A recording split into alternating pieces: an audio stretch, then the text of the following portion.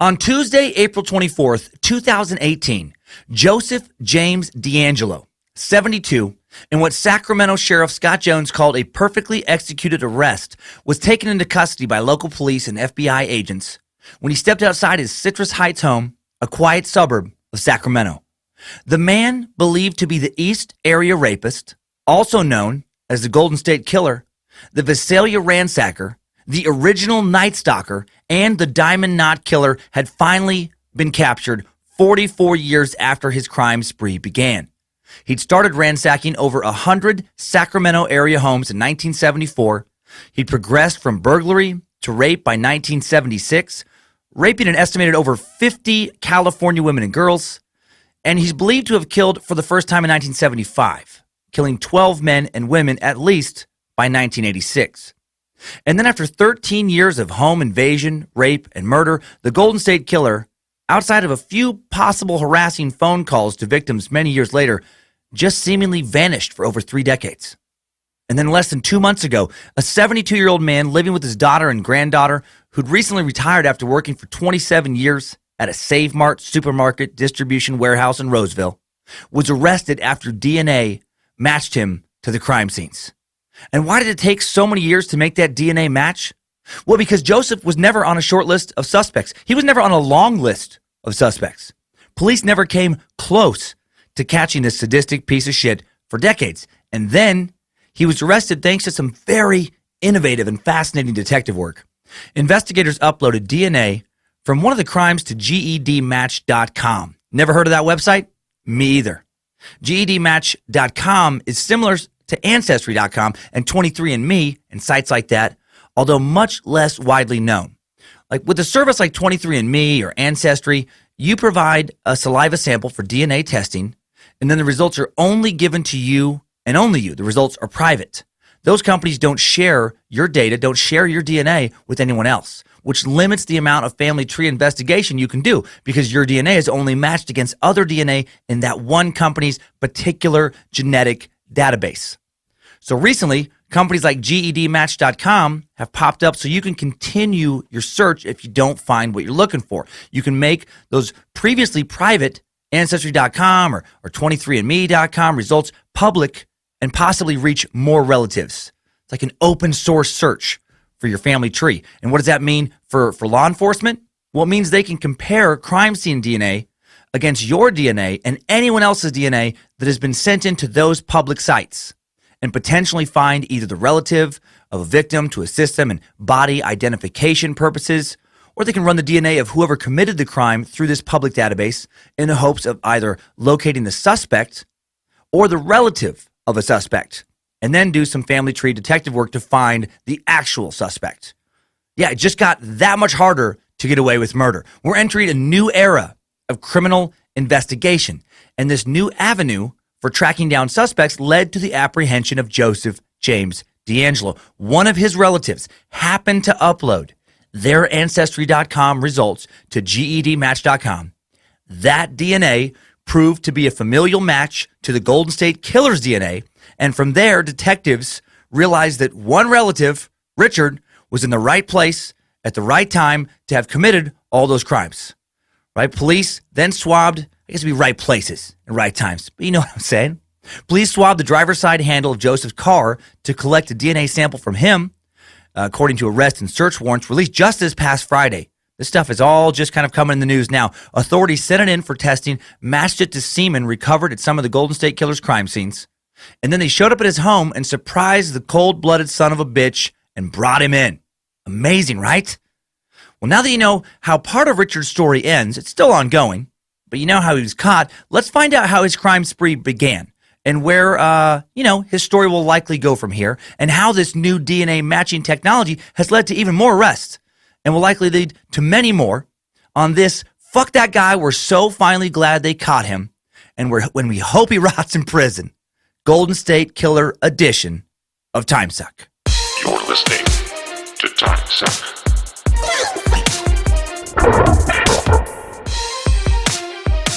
Happy Monday, time suckers. Are you guys ready to learn some new shit? I hope so. I love how even with a serial killer episode, we go after bonus peripheral knowledge. like how DNA investigative technology is taking a massive leap forward thanks to the new massive DNA databases out there, thanks to companies like Ancestry.com. Knowledge, man. Let's grab as much of it as we can in the next 90 minutes or so.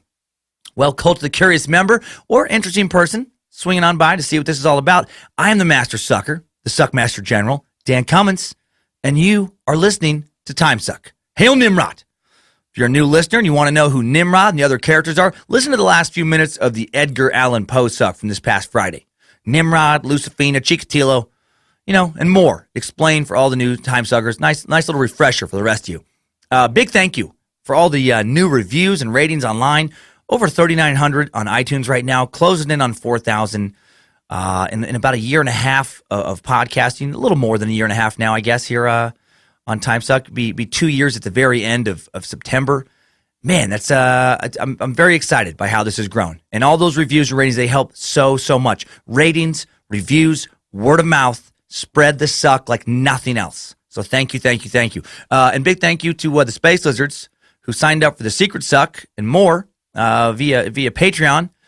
Because we're at over 10,000 a month again in support. So we're giving again to a charity.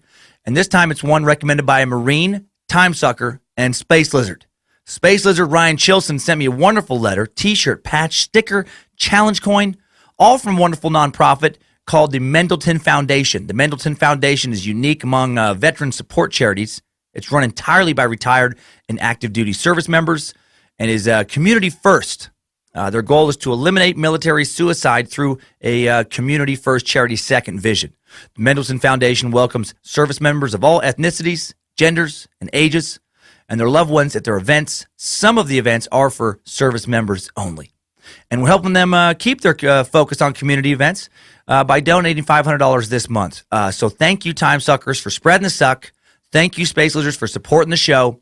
And for us to now be able to do more than just be a podcast. So very excited to give them that donation. If you'd like to donate, go to MENDLETON.com. Link in today's episode description. Another thank you to Greg Cox. That's right, Space Lizard Greg Cox, for his beautiful wood carving hanging in the Suck Dungeon. I'm looking at it right now, and it looks amazing, man. It looks really, really good. Thank you for sending that into the Suck Dungeon. And if you want to send something in, mailing address in today's episode description as well. And thank you to Gus. Thank you to Gus Sungeon for sending some amazing cheese to the Suck Dungeon. I'm hoping I wrote your name down correctly and I didn't just combine your last name with Dungeon. Because I wrote it down, Sungeon. Gus, let me know, and I'll apologize next week if there was some weird mishap there in the document. But I think I got it right. Thanks for the cheese. Thanks to whoever invented lactate pills so I can actually eat the cheese later today. Relatively pain-free. Finding out tomorrow how funny whatpods.com thinks Timesuck is. Apparently, we made a list of funniest podcasts of 2018, and the results will be up tomorrow. Will we be on the bottom? Will we be on the top? Will we be on top of your mom's bottom? We're going to find out. We're going to find out tomorrow. That AMA is coming up, tomorrow. And on whatpods.com, you can go there. You can create an account. You can ask me anything between 1:30 and 3 p.m. Pacific time, 4:30 and 6 p.m. Eastern time. That's tomorrow, June 5th. You can ask questions like, how long does it take to create these episodes? What are my future plans for Timesuck? How do I think things are going? What am I going to be focusing on? What other projects am I working on? What do I do in my free time? How heavy are my balls? Are they symmetrical? What are my favorite episodes? How big are my wife Lindsay's balls? Anything's up for grabs. Link for that in the episode description. Thanks to all the Phoenix Timesuckers who came out. Man, thank you for the Samurai book, Ted Samuels. Very nice. Sorry I couldn't hang for drinks. Gareth Reynolds from the Dollar Podcast was a fantastic human being, a very funny man. Glad I got to work with him. Glad I got to hang with Jimmy Wisman, who stopped by a couple nights. Jimmy Wisman from Small Town Murder. Lindsay and I had fun, man. And this weekend, more touring. Nation's capitals, D.C. and D.C. Flat Earth Tour rolls into the D.C. Draft House, June 8th and 9th. Let's make it fun. June 15th and 16th, more Flat Earth mockery comes to Des Moines, Iowa, the Funny Bone. Just 3 shows, 2 nights. Going to be me and Pat House on that one. It's going to be awesome. July 12th to the 14th, Orlando Improv live podcast with a Mediocre Time guys, Tom and Dan on the 15th. Comedy Store in La Jolla, California, July 20th through 22nd. Dayton, Ohio, July 27th through the 28th. More tour dates at dancummins.tv. You fucking get there. You fucking get there, or I'll find you. No, I won't, but I would like you to come. And now let's head back to the unfortunately long life and horrible, disgusting times of the very recently apprehended, probably, Golden State Killer. Who is Joseph James DeAngelo? The man who, while he hasn't been convicted of being the Golden State Killer, is strongly, strongly believed to be the killer. To the point that his trial feels like a formality. I mean, he hasn't entered a plea yet, as of me completing this research. I'm sure we're going to have a lot of updates on this one going forward. But you don't charge somebody with 12 murders after all these years. And I'm sure a variety of new charges are on the way, unless you have a pretty good idea he's the guy. So maybe not the guy technically, innocent until proven guilty, but a lot of evidence pointing his way, like direct DNA matching to a lot of crimes kind of evidence. So operating on the premise that he is the guy, let's assume that. What do we know about this son of a bitch? Not a lot, unfortunately, but I'm going to share what we do know. We know he's 72 years old now, which places his age at roughly 28 when the home ransackings began back in Visalia. Roughly 30 when the rapes began in the suburbs of Sacramento. And roughly 40 when the murders and rapes ended. So we know where he was caught, Citrus Heights. That's where 4 of his attacks took place over the years. We know that in 1979 he was charged with shoplifting a can of dog repellent and a hammer from a suburban Sacramento pay and save. That's a terrifying purchase, by the way, or theft, I guess, in this case. When you're swinging by to pick up a hammer and dog repellent. There's just nothing good about that combination. What the fuck are you doing with a hammer and dog repellent? I'm guessing you're tired of some dogs and you're going to get to repelling them and hammering them, which sounds horrific. And that shoplifting charge cost him his job as a police officer in Auburn, California. We know he worked as a police officer in Exeter and in Auburn between 1973 and 1979. We also know, just found out this, that in 1978, Michael motherfucking McDonald sang lead vocals on the Doobie Brothers' #1 Billboard Pop Singles chart hit, What a Fool Believes. What a fool believes he sees, wise as the power, no reason away, what seems to be. I can't go any higher. I think I started at the wrong octave, but you get what I'm doing. I should have started an octave lower. Michael McDonald can sing at 9 different octaves. I don't even think that's possible for a human being, but I'm going to throw out 9. Man, it feels good to McDonald, you sons of bitches. I felt right. Felt necessary, but it has nothing to do with today's tale. Joseph worked in Exeter, California from 1973 to 1976. And in 1976, he joined the Auburn police force. Auburn is a little former gold rush town of about 13,000 people on the outskirts of Sacramento, in the suburbs where many of the Golden State Killer rapes and murders occurred in the mid and late 1970s. The vast majority of the crimes would take place in Sacramento County. Exeter, smaller, former railroad stop town of about 10,000 people in the San Joaquin Valley, under 30 miles from Sequoia National Park and 240 miles south of Sacramento, 210 miles north of Los Angeles. Big agricultural area. It's also the home of Svenhard Bakery's only distribution plant. We have a little Svenhard Bakery place in Spokane, not far from Coeur d'Alene. So many pastries getting kicked out nationwide from Exeter's largest employer. So many breakfast claws, raisin snails, cheese curls, berry horns, orange crinkles, cream puffs, huckleberry blintzes, cream snatches, dingle drips, maple rooms, powder weasels, other shit I can't enjoy because it sends my blood sugar into an angry, dizzy spiral of madness. Everything I made up was made up after berry horn, by the way. Raisin snail, though, is apparently a real thing. They all sounded made up to me when I was reading about them, so why not throw in some other ones? You can't buy a powder weasel that I know of, or maple rune, or dingle drip.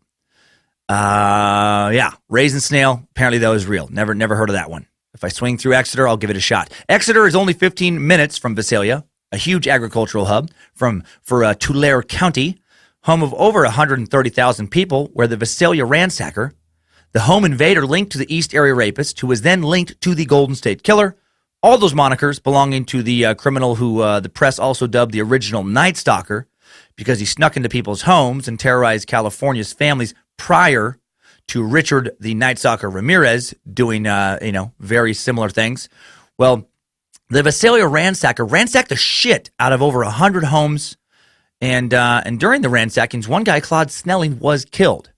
So Joseph James D'Angelo, JJD, was in the right places at the right times, in addition to having the exact right DNA. Makes him look pretty guilty. What else do we know? According to the Sacramento Bee, D'Angelo was born in New York State, graduated from a high school east of Sacramento, enlisted in the Navy, fought in Vietnam, working as a damage control man aboard a warship, the USS Canberra. And he returned and got a bachelor's degree in criminal justice from somewhere. Information truly is just coming in about this dude. A man who worked with him for years at the grocery distribution center told the Bee that D'Angelo was, quote, a regular Joe, except that he never smiled. He looks, and based on neighbor reports, he seemed like a very, very angry dude, which also fits with the MO of his crimes. His crimes were just fucking rage-based. Kevin Tapia, who said he lived near D'Angelo for 20 years, said neighbors could often hear D'Angelo yelling in his home. In recent years, he said D'Angelo had become a recluse, sometimes yelling at neighbors for minor annoyances, like mowing the grass too early in the morning. He's not like an overly creepy person, he said, but he definitely, kept to himself and was kind of different. There was definitely some concern. Neighbors also said that he was meticulous. He mowed his lawn to exacting detail. God, this guy would have fucking hated me. I would have been, if I would have lived next door to him. He didn't murder anybody, supposedly, for the last, 3 decades. I think he would have made an exception. I think he would have at least tried to murder me based on my careless lawn maintenance, and just disregard for what neighbors think about it. I don't just let it grow wild, but, the suck comes before the lawn, and that probably doesn't make my neighbors happy. But anyway, he was prone to outbursts, yelling curse words. He liked the F word a lot, one neighbor told the Associated Press. That part about him I don't mind, man. The killing and raping, terrible neighbor qualities. The ransacking, terrible neighbor quality. The cursing, the lots of cursing, the anger, kind of entertaining. We do know also that prior to the DNA match, Joseph was, never a suspect for the crimes. He was reportedly completely shocked and surprised when he was arrested. We know no one ever seemed to suspect him, including coworkers who worked with him for years in Roseville. None of his actions in the workplace would have led us to suspect any connections to crimes being attributed to him, a Save Mart spokesman told the Sacramento Bee. Those interviewed from his police days, including the man who fired him from the force for shoplifting, described him again as a regular Joe. Last thing I was able to find out about him of note, as of this recording, is that back in 1973, just before his crimes began, this is very interesting, he had recently been permanently denied to qualify medically for Siamese twin separation surgery. Yes, for the entirety of his crime spree, Joseph was not technically alone. His Siamese twin, Jason D'Angelo, was and is connected to Joseph at the waist. They share the same lower body. So detectives are now trying to determine if Jeff should also be charged with at least some of the rapes. And that is fucking crazy talk. That is fucking lunacy. I made that up. Clearly I made that up. Can you imagine, though? Can you imagine? I was thinking about that. I popped in my brain because somehow some Siamese twin thing popped up, like it was one of those clickbait things underneath an article when I was researching him. It's a picture of Siamese twins. So I was like, oh yeah, I forgot about that. Like what if, you were attached to somebody who just wanted to do a bunch of mayhem? What if your Siamese twin wanted to kill and rape, but you didn't? What if they were able to overpower your mental control over your shared body, and you're just along for the fucking naughty ride?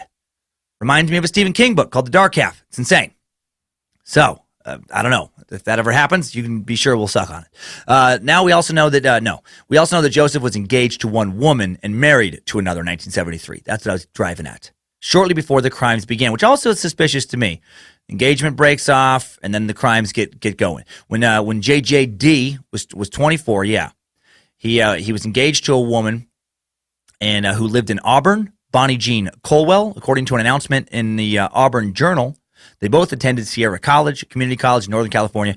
They never got married, I'm guessing, because Joseph was already married. In 1973, Mr. D'Angelo, then 27, had married Sharon Huddle. Wait a minute. No, he wasn't 27. He would have been 23 there. I don't know. You know what? Forget about his ages. Forget about his ages. I did some crazy math. Forget about, it doesn't matter. He was 24, 23, 27. I got the years right. I think I tried to do some crazy math there. 1973, no, he married Sharon Huddle, who was 20 at the time, and I believe he was 23, and lived in Citrus Heights. Citrus Heights is less than 20 miles from Auburn. Man, the balls on this guy. You're getting your engagement notice posted in the paper in the town next over from the town you already live in with your wife. Some witnesses had reported hearing the East Area rapist utter the word mommy during some of the assaults, although others think it was actually Bonnie, the name of the Auburn woman he was once engaged to, according to Slate magazine. So it makes you just think, like, did a broken off engagement send him into some type of misogynistic rage? You know, did he pull a Ted Bundy where he just couldn't get over that one relationship? Well, Sharon Huddle D'Angelo, his wife, became a lawyer and went on to help found the National Coalition Against Surrogacy. A Washington group started in 1987, pushed for legislation to outlaw surrogacy, which is kind of a weird thing to me to try and eliminate. Her brother, James Huddle, said that the couple raised 3 daughters, but separated at some point. Mr. Huddle said he was stunned by Mr. D'Angelo's arrest. And again, some of the stuff, sorry if it does feel not as polished as it usually does, it's just like a lot of these, like some of these articles were coming in as like this morning. So I was trying to add things last minute to the information because it's all coming out now. Apparently, Richard and Sharon may still be technically married. It's unclear based on multiple reports. Some news outlets report him as married. Others report him as divorced. It seems to be that he is at the very least separated for a long time. The 3 kids he has do appear to all be girls, which makes the raping that much more heinous to me. His first daughter, according to one report I read, was born in September 81. Second daughter born in November 86. Third daughter born in May 89. Excuse me. Grant Gorman, who grew up in the neighborhood where D'Angelo lived, told the Sacramento Bee that he avoided playing with D'Angelo's daughters while they were young because D'Angelo had an anger management problem. And if he is, in fact, the Golden State Killer, yeah, huge anger problem. He said this guy just had this anger that was pouring out of him. He'd just be yelling at nothing in the backyard, pacing in circles. The girls seem to have thrived in spite of their furious father. According to online records, one of D'Angelo's daughters is a doctor in the Midwest. Another is a PhD candidate at a university somewhere. The latter daughter is a graduate teaching assistant who wrote online that her research is centered around understanding how unique message characteristics affect information processing in online environments. So smart, man. How crazy is that? That 3 brainiacs came out of this man's fucking demon seed. After his arrest, his poor daughters, all of which, again, yeah, seem to be kicking ass, have shut down their social media accounts, and I don't blame them a bit. I mean, who wants their inbox flooded with, did your dad really rape all those women? Just, those kind of direct messages. That would be terrible. You're out there doing your best in the world. You're a doctor. You got a PhD. You're working on important social media research, and all of a sudden, all anyone cares about is, what you knew or didn't know about your raping, murdering father. And you yourself are just processing the fact that he is that monster. Like you just found out. Until up until your 30s, you just thought he was a grumpy dude who, dropped a lot of F-bombs in the yard. His daughters are 3 more victims, man. That's to mess you up. I'd be consumed with my memories if this was happening to me, just trying to remember how he acted, when he was home the day after a reported rape or the morning after a reported murder. God, that'd be a mind fuck to think about your dad showing up and clapping at a softball game hours after supposedly raping and killing some young girl. Jesus. Not sure which daughter he was living with at the time of his arrest. If he was, in fact, living with his daughter, as outlets have reported. It's got to really mess her up. My God. And we also know that JJD showed up at his initial court dates in a wheelchair, acting like he could barely stand, soft-spoken, acting like he was extremely fragile. Apparently this is a ruse. Apparently he was zipping around town at high speeds on a motorcycle as recently as last week, like the week before he was apprehended. Yeah, and very recently retired Detective Paul Holes, we'll talk about him later, the man whose DNA sleuthing led to the capture of the GSK, man who spent more than 2 decades searching for the killer, says he's a dangerous man. He is not the decrepit individual you see in a wheelchair at arraignment. He is a spry 72-year-old who is very physically capable. He has numerous guns registered to him. More information, again, will be, I am sure, pouring in about Joseph over the next few years. Very soon we'll know for sure if JJD is the guy, and if he is, we'll know all about him then, I'm sure. I'm sure there'll be several biographies, exclusive interviews, all that kind of shit. For now, what we do know is a lot about the crimes that the fucking monster posing as a human known as the Golden State Killer committed. Let's take a look at those crimes now in a Timesuck timeline. Strap on those boots, soldier. We're marching down a Timesuck timeline. Quick note on today's timeline. On the days I'm going to mention, crimes definitely did occur, and according to police reports, eyewitnesses, and sometimes the victims themselves, they did occur as I'm reporting them. Again, I know I've already said it a bunch, but Joseph James D'Angelo has not been found guilty of these crimes, or actually any of these crimes, or I said, yeah, all of these crimes or any of these crimes. These are all crimes that currently no one has been found guilty of in a court of law, but these are all crimes believed by law enforcement to be the work of the Visalia Ransack Er, a.k.a. the East Area Rapist, a.k.a. the Golden State Killer. DNA evidence does link the Golden State killings to the East Area rapes, to the Visalia ransackings. But again, DNA evidence, it's not like it was found at all of the possibly 130-ish ransackings believed to be attributed to him. DNA was found at some, and a common kind of modus operandi at the other crime scenes pointed to the same man. So no more disclaimers. Okay, here we go. Tuesday, March 19th, 1974, $50 was stolen from a piggy bank in Visalia. A little bit of a test crime, it seems. Joseph would have been 28 or 29-year-old local police officer at this time. Probably just trying to figure out if he could actually, get away with the break-in. In April of 1974, a few more homes burglarized, 2 in one night on a Saturday night, April 6th. The majority of break-ins would occur late on a Saturday night, followed by Friday night and Sunday night. Weekends either worked better for the ransacker schedule or he thought it was safer to lurk through people's homes on the weekends. He'd often hit up multiple houses in one night. Hitting up to 5 per night was actually fairly common. On November 30th, 1974, he actually hit up 12 after hitting up 2 the night before. Clearly wanted to hit that dozen mark. It had to have been kind of like a video game for him. He wanted the high score. Dozen just has a better ring to it than 11. That's a lot of homes to ransack. And it is pretty easy to link these burglaries to one criminal because they were very unusual. He didn't take objects that would bring him the most money as almost all burglars would do. Like a Richard Ramirez, the Night Stalker, he used to take stuff like cash, jewelry, whatever he thought would bring him the most money, like modern electronics for the time, stuff that he could fence to get cash to go buy some coke with. He was more typical in that way, if you recall from his suck. Well, the Visalia Ransacker preferred personal items. He liked to take stuff like family photos and wedding rings.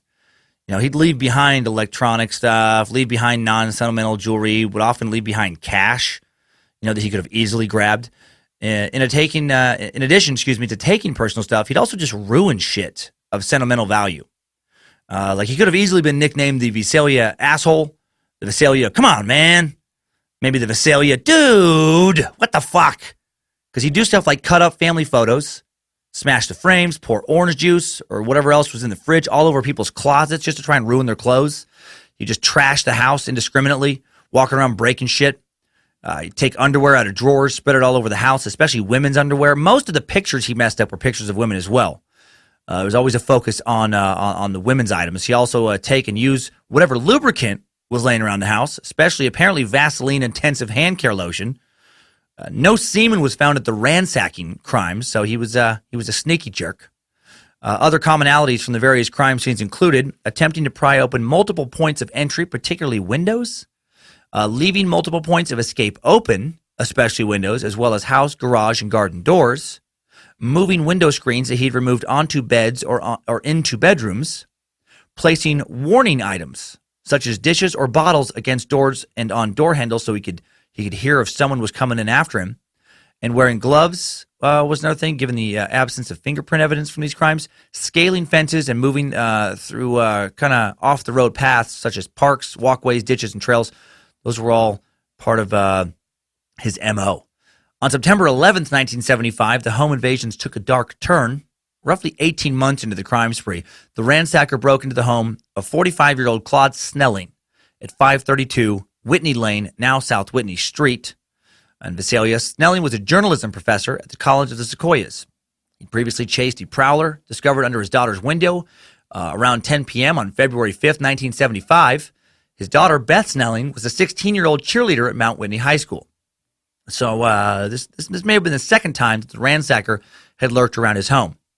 Well, this night, Claude is awakened a little after 2 a.m. by some strange noises. He gets out of bed, leaves his bedroom, shouts into the darkness, at whoever's, broken into his house, runs through an open back door, confronts a ski mask intruder in his carport, attempting to kidnap his daughter, who had been subdued with threats of being stabbed or shot. Snelling is then shot twice, staggers back into the house to his wife, later dies on the way to the hospital. After the shooting, the assailant hits Beth with his gun, pistol whips her, kicks her, and then flees the scene, leaving behind a stolen bicycle at 615 Redwood Street. Well, Beth recently spoke about her father for the first time publicly since 1975. She remembers spending hours hiking together with him in the mountains, traveling home together at the end of the day, her on a bike, him on foot. He was an ideal father and a great man, she said. He loved me and my brothers and my mom very much. According to a 1975 local paper article, more than 500 mourners attended Snelling's funeral. It was one of the largest in the history of Miller's Chapel, owner Paul Miller said. The Visalia Police Department committed more resources to apprehending the ransacker after this murder, and a $4,000 reward was posted. Nighttime stakeouts were set up near houses that had previously been prowled, but the ransackings continued. To date, no DNA evidence ties D'Angelo to Snelling's murder, and authorities have not included his death into the official count of 12 murders he's currently charged with. However, authorities and his daughter Beth do firmly believe he is the guy. And then less than a year after this attack, the rapes began. June 18th, 1976, 5 a.m., 23-year-old woman in Rancho Cordova, a Sacramento suburb about 15 miles east of downtown, makes a 911 call. She speaks into the receiver as best she could from where she lied on the floor, her hands still tied behind her back, so tightly she'd lost circulation. She reports a home invasion and a rape. A man wearing a mask had attacked her. The mask was white and made of a coarse, knit-like material with eye holes and a seam down the middle, but it fit very tight against his face. It was an odd mask, she said. He was about 5'9", moderately muscular, wearing a navy blue short-sleeve T-shirt and gray canvas gloves. He was holding a knife, and he wasn't wearing pants when she saw him, and, this is a detail from her testimony, already had a boner when she first saw him. What in the fuck? Man, that would be the absolute worst. Like when you see a masked man coming at you with the weapon in your home in the middle of the night, you know nothing good is coming. Like, he's definitely going to take some of your shit. Maybe going to break some of your stuff, probably going to rough you up, and you may get raped and or murdered. Like, you have to know that. But when he comes in with a boner, walks in with the boner, no pants, you got to know for sure you're getting raped. All the other stuff may also happen, but he for sure is going to do something horrible with that boner. I'm pretty sure only rapists walk into a stranger's home with no pants, a knife, and a boner. What else would they be doing? Like, what else would they have in their mind? Just, I guess it could be just some lunatic. Just, hey, do you know how to get rid of one of these things? Because I got really hard and I stood up, so I took my pants off to give it more room, but it's not going away, and I don't like it. And I was thinking about cutting it off with this knife. Is that how you get rid of these? Do you cut them off with knives? That's the best you could hope for. The best you could hope for is a dude who wants to cut his own dick off and just isn't sure if that's what you're supposed to do. Well, this guy didn't want to cut his own dick off, unfortunately. What he did want to do was hold the 4-inch knife against her throat. Then he put baby oil on his penis before he raped her. Also weird. He rummaged and ransacked. She could hear little knocker handles on side tables in the living room clattering as he's opening drawers. He's speaking a low guttural whisper with a clenched jaw. By the time he was done, a 1-inch cut near her right eyebrow bled from where he'd pressed the knife against her, ordering her not to make a sound. He'd gotten in by moving a bird bath under her window and trying to cut the phone lines. Turned out he had cut some of them, but not all of them. So at least she was able to call the police after he left. And again, the baby oil, also another weird detail. Why would he put that on first? Hey, I'm going to rape you, but I don't want it to hurt any more than it needs to. So I'm going to lube up first for you. Was it that? Or was it hey, I'm going to rape you, but I am in a real fucking hurry. That's why I showed up pantless and hard, and I'm lubed. I'm ready to go. It's very bizarre. Very, very, very, very bizarre. July 17th, 1976, a teenage girl was raped in Carmichael, just north of Rancho Cordova, a little over 10 miles from downtown Sacramento. And again, on the east side there, August 29th, 1976, another woman is raped in Rancho Cordova. She woke up to find the Golden State Killer cutting her window screen with a knife. That is a terrible way to wake up. September 4th, 1976, a woman in Citrus Heights is raped in her home.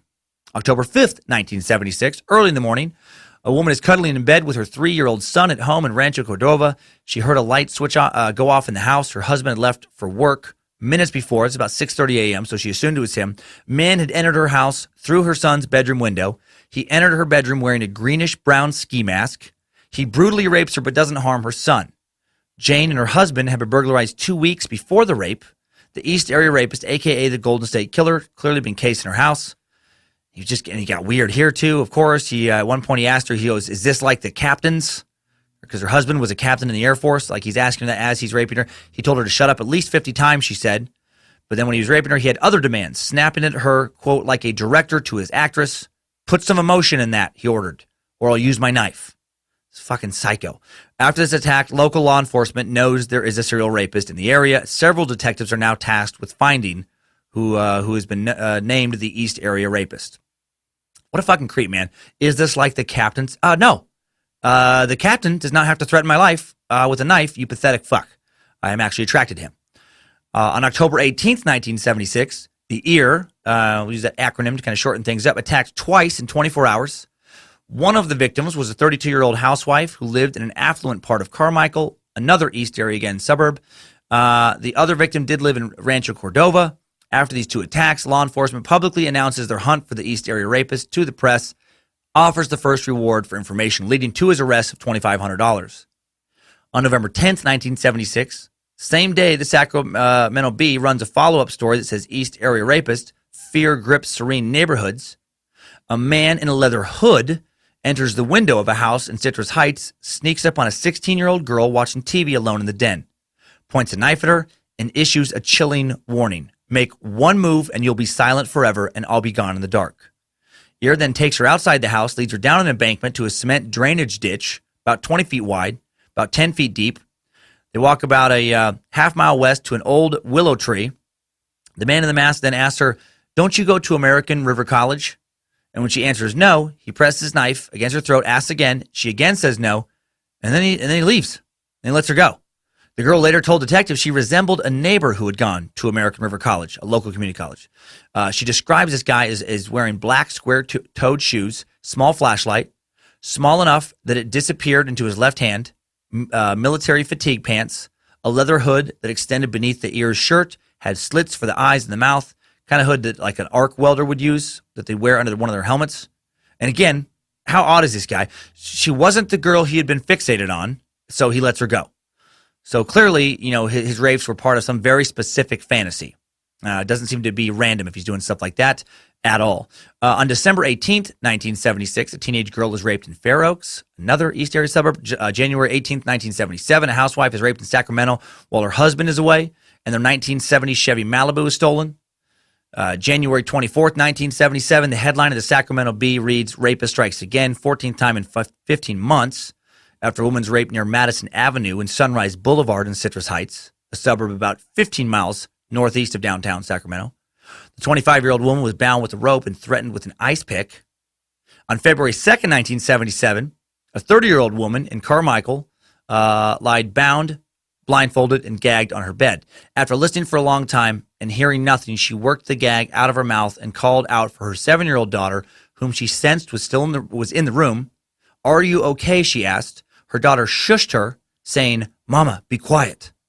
Somebody then pushed down on the woman's bed abruptly and let go as if to tell her he was still there. This is the kind of shit he did all the time to further terrorize his victims. He'd let them believe he had left their house. Then just as their bodies would slacken, their numb fingers, kind of inching for their ligatures, he would shock them with a sudden noise or movement just to fuck with them. Add a little extra psychological damage after already raping them. He is just a fucking complete sadist. Tips start pouring into the police station around this time. Most of them are not helpful, clearly, since he wasn't caught anywhere around this time. Some of the tips were insane. I'm always amazed at what people will send into the police. Like when I read about police tips, just the fucking weirdest stuff. Like the weirdest one that came in that I found regarding this is a woman called into the police about an employee at a local grocery store.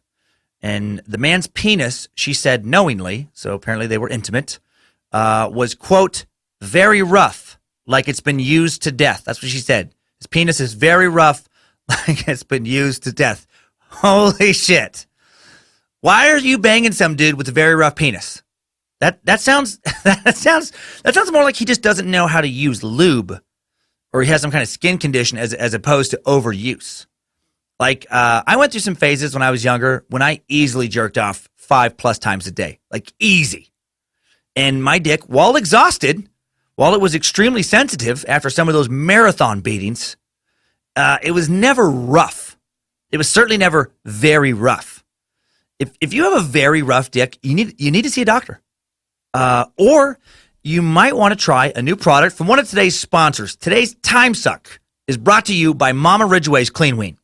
Clean Ween is special soap. It's a special soap bar designed with the pristine penis in mind. It has a hole in the middle that allows you to literally fuck your ween clean. That's what we're going to say in the infomercial. Fuck your ween clean.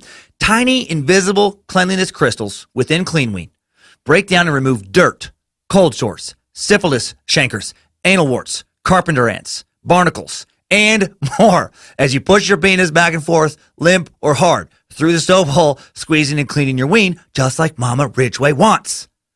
Order now and get a free bottle of Rough Be Gone Dick Lotion for the man with a handful of calluses and a very loose grip. No one likes a very rough dick, so put the silky smooth back in your schlong, head to Mama Ridgway's Clean Ween. Doc, get the hell out of here. That was not today's sponsor or real product. It's a short break from the darkness and horror that is the Golden State Killer's timeline. And I got to say, some people don't like it, but sometimes I make myself, laugh. I definitely cracked myself up with barnacles. I don't know why. Why would you have a barnacle on your dick? I don't know. It's very funny to me. Okay. February 7th, 1977, another rape occurs in Citrus Heights. On February 16th, another murder almost occurs at 10:30 p.m. Families settle into their home on Ripon Court in the Sacramento neighborhood of College Glen, 7-8 miles east of downtown. Suddenly, they hear a crash that came from the backyard. It was the family's electric smoker. They saw a figure running through their backyard after the smoker fell down. Son impulsively took off after this figure. His father grabbed a flashlight, followed him through the side door. The dad found himself trailing behind as he watched his son chase a blonde-haired man. As the father reached the crest of the fence, a loud pop sounded. His son fell backward onto the lawn. "I've been shot," he cried out as his father attended to him. Another shot followed, the shooter missing both men. A short time later, an ambulance arrived and rushed the son to the hospital. The bullet entered his stomach, left multiple holes in his intestines, bladder, and rectum, and at least he lived. After surgery, he described the prowler as a white male between 25 and 30 years old, 5'9" to 5'10", with heavy legs and sandy blonde neck-length hair, wearing a watch cap, a windbreaker, Levi's cords, and tennis shoes. Now, I'm not going to say that an electric smoker was the reason the son ended up getting shot, but had the family been using a sturdy, solidly crafted Weber grill, there's a good chance no one gets shot. Which brings me to today's first real sponsor. Timesuck is brought to you today by AmeriGas. America and gas finally combined into one all-American, all-gaseous company. Get your grill on with AmeriGas Propane Exchange this summer and do it on a new free Weber grill you've won thanks to Timesuck. That's right. Register to win it at mytimesuckgrill.com. That's mytimesuckgrill.com. Enter your name, email address. That's it. Contest runs through the 4th of July. So you have no excuse not to try and win a brand new Weber Spirit 2 E210 2-burner propane gas grill. $400 grill for free. And did you know that Weber grills are made in America? They are American made. American eaten burgers, hot dogs. And if you must, American veggie patties can also be grilled and shoved into your gullet thanks to this product. You can pick up your AmeriGas propane tanks at your local Home Depot, Dollar General, many other stores nationwide. The winner will be announced at Friday, July 6th. Again, exchange your propane tanks at Home Depots, Dollar Generals, 7-Elevens, many more stores. Enter to win a new Weber grill by going to mytimesuckgrill.com. Okay, and now back again to the opposite of barbecue fun times. The following month, on March 8th, another rape occurs near Robertson and Whitney Avenues in Sacramento. The ear forced open a sliding glass window, blindfolded and gagged his victim. Also on March 8, 1977, the Sacramento Bee ran the headline, Rape May Be Linked in Series. The article included the information, the East Area rapist has never attacked while there was a man in the house, although occasionally there may have been children. And if there was ever a question about whether the East Area rapist was reading his press, that was put to rest after this article was published, because his next victim, while like the very next one was a teenage girl, after that, he targeted heterosexual couples almost exclusively, 11 in a row. And, from that point forward, couples would remain the main focus of his attacks. On March 18th, 1977, 16-year-old high school student is raped in Rancho Cordova after she returns home to pick up some clothes before spending the night with girlfriends. She was just coming home from her part-time job at Kentucky Fried Chicken, just dropped off her takeout bag on the counter, picked up the phone to call her friend when a man wearing a green ski mask with the center cut came into the room with a hatchet raised above his head. Also on March 18th, Sheriff's Department receives 3 phone calls between 4:15 and 5 p.m. I'm the ear, a male said, laughing and then hung up. The second call was a repeat of the first, and the third, I'm the East Area rapist. I have my next victim stalked, and you guys can't catch me. Excuse me. Less than 2 weeks later, there is another rape near Madison and Main Avenues in Orangevale. This time he attacks his first couple. The ear introduces a new technique that he would continue to use for the rest of his rapes. The first couple he targeted awoke to a bright, square lens flashlight shining directly into their eyes. He signals to the woman, ordering her to tie up her boyfriend. When the male is bound, the ear places a cup and saucer on his back and says, I hear the cup rattle or bed springs make any noise, I'll shoot everybody in the house. To the woman, he remarks, I was in the Army and I fucked a lot while I was there. Okay. So clearly he's very inadequate about his sexual performances and just doesn't have very, very high confidence in his sexual abilities. This new technique caused many to speculate that he was in fact military trained, though, as he was skilled at moving quietly, laying in wait. And the dishes trick, I guess, is a known jungle warfare tactic. The Sheriff's Department brought in an Army colonel trained in Special Forces techniques to help them understand the ear's tactics. The major point in training is that of patience, the colonel told them. The specially trained person can and will sit in one position for hours if necessary and will not move. Also, the ear's sensitivity to noise. He often turned off air conditioning and heating units to hear better, was a skill honed in Special Forces personnel. My God, man, can you imagine trying to balance a cup and saucer on your back as you listen to your wife or girlfriend be raped? If Joseph did it, I hope he gets shanked in the fucking neck in prison. That old piece of shit. I hope he gets shanked. You know what? Ideally, I hope he gets shanked in the neck with someone's dick. Ideally, his own dick. I hope someone cuts his dick off, then somehow is able to stab him in the neck with it. Just death by dick. That's what this monster deserves. Another rape occurs near Madison and Manzanita Avenues in Sacramento on April 15th, 1977. He assaults a 19-year-old woman in her home between 2:30 and 4 a.m. By the end of April, his count is up to at least 17 victims. He's averaging 2 a month. He was always described as white, in his late teens or 20s, about 5'9", with a medium athletic build, always in some sort of mask. Forced angry whisper, clenched jaw. When he got upset, his voice rose to a higher pitch. And he's also consistently described as having a small penis. I love that. I love that that is a detail that was actually ended up being leaked to the press. Maybe he was as mad about his little dick as Chikatilo was about his limp dick. Just look at the pathetic Golden State Killer with tiny American penis. Chikatilo would rather have limp shamecock of normal length and healthy girth for a strong Russian man than have rock hard California pinky penis. Limp or hard, pinky penis, please no pussy. Man, what are the odds that we'd have another weird dick killer to be talking about here on the Suck? I like the higher pitch note about his voice as well. I wonder if that's tied to his little dick. Like, I wonder if his voice would rise in pitch when one of his victims would notice how tiny his dick was. Just, don't look at my dick! There's nothing wrong with it! It's a healthy penis! I'm a perfectly healthy penis! Don't look at my dick!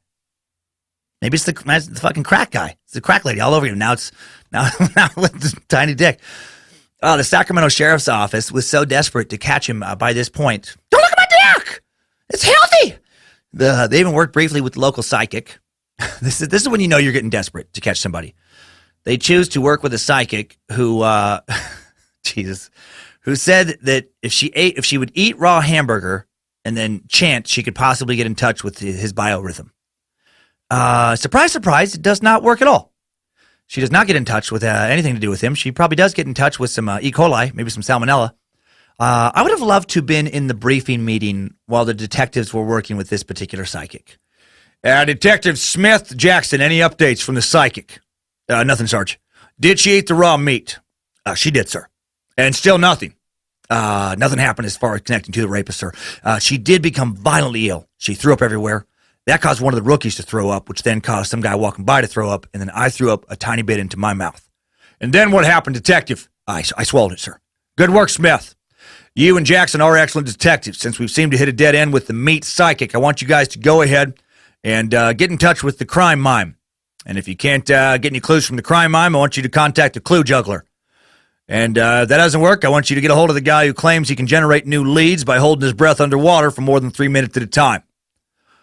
Oh, man. May 3rd, 1977, the ear strikes again with the rape in College Green Station neighborhood of Sacramento, about 9 miles southeast of downtown. So strange to me, he has yet to travel west of downtown Sacramento for a single crime. The abrupt glare of a flashlight wakes the woman and her husband, a man who was a major in the Air Force around 3 a.m. The ear acts like someone's training to appear tough, a bad actor who takes gulping breaths in an attempt to seem angry and unhinged. Man, not that like any of these crimes are better or worse than the others, but the guy who's a major in the Air Force to be there when his wife is raped, I just would imagine that that's a very masculine dude, and that would, be extra hard on his ego. Fuck. 2 days later, May 5th, another rape occurs near Madison and Main Avenues in Orangevale, that suburb 20 miles northeast of downtown Sacramento. Holds up a woman and her husband at gunpoint outside their home. Then rapes her while her 2 children sleep before ransacking the house. He performs at one point a brutal rape followed by a break to eat Ritz crackers in the kitchen. Just a total and complete sociopath. No empathy for others at all. Just going to take a little rape break to enjoy some Ritz crackers. On May 13th, a family in Citrus Heights hears somebody on the roof.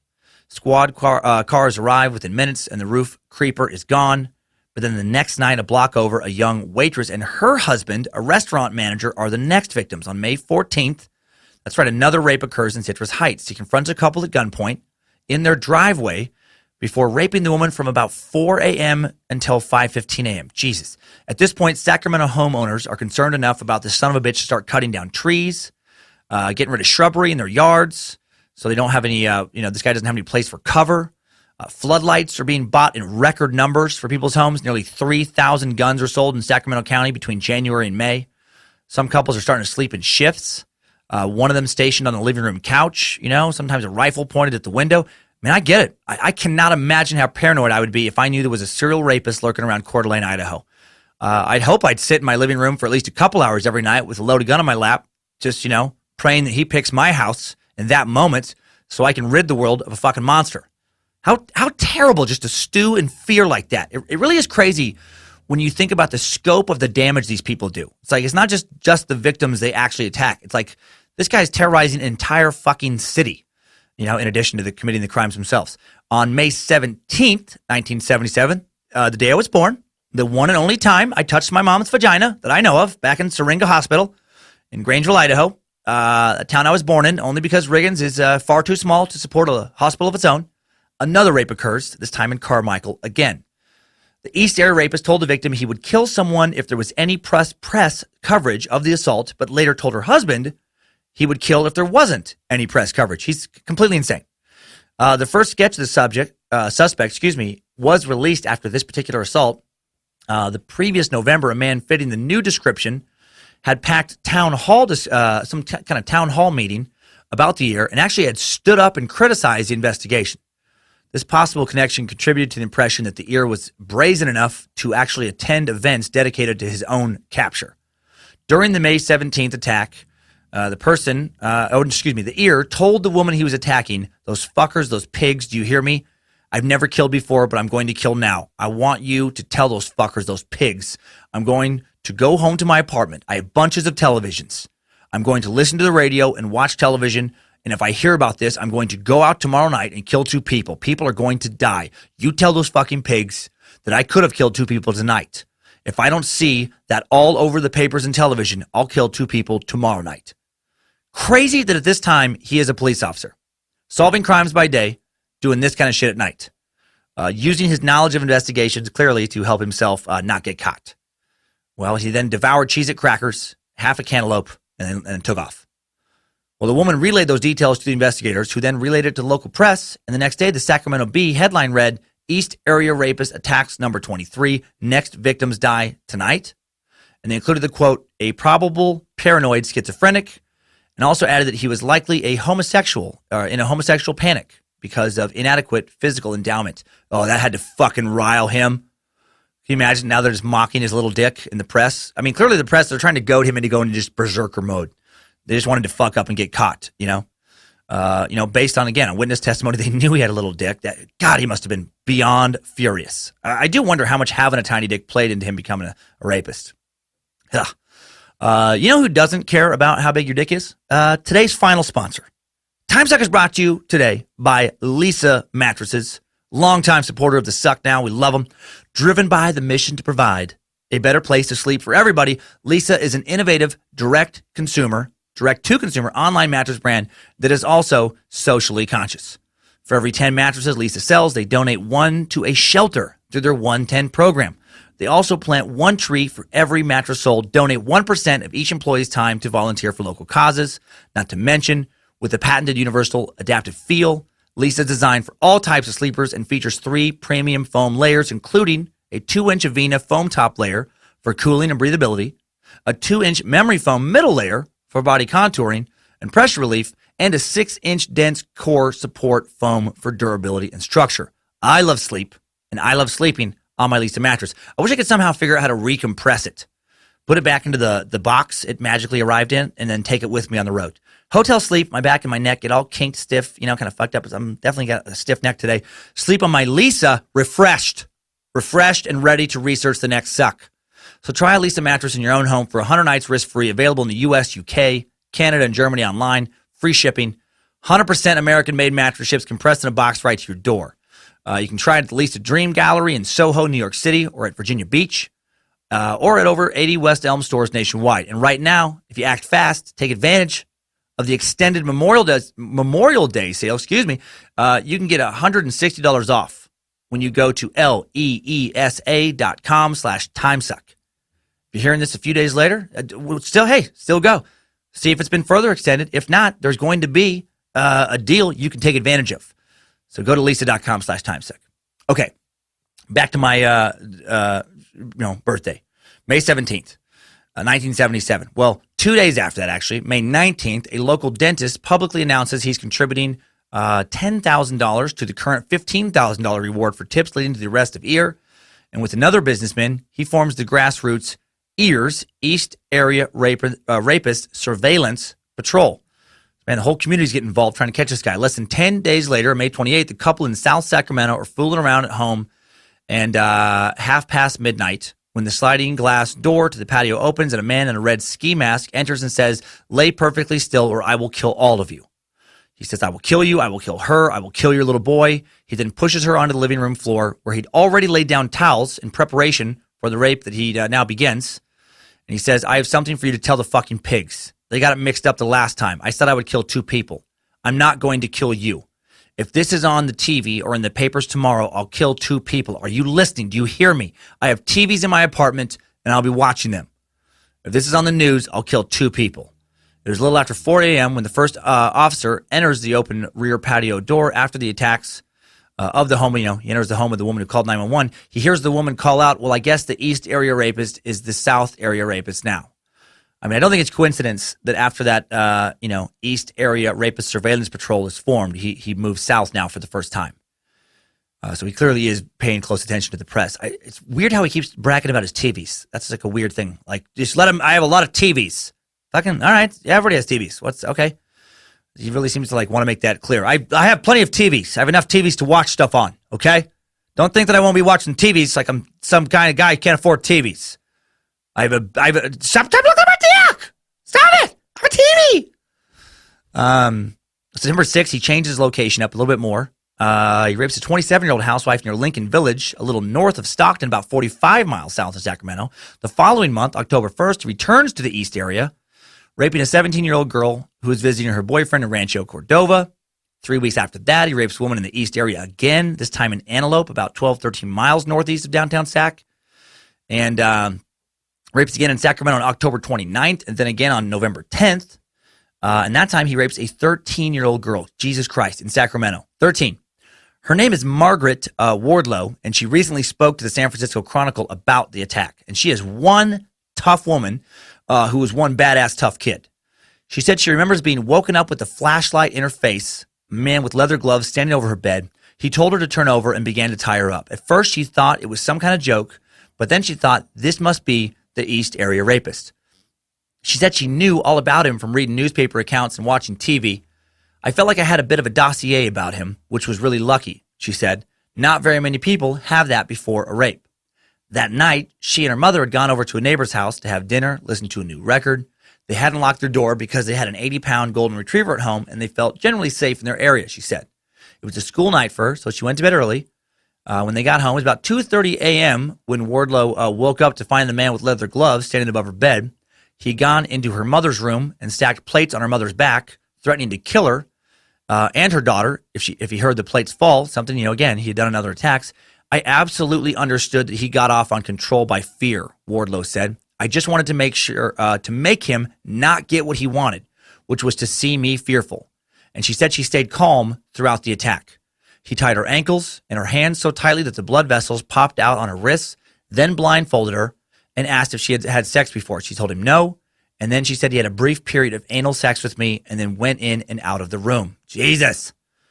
I had this strong feeling of, what are you doing here? We have nothing here for you, she said. Maybe it was a kid's reaction to this stuff, but I just kept thinking, why are you here?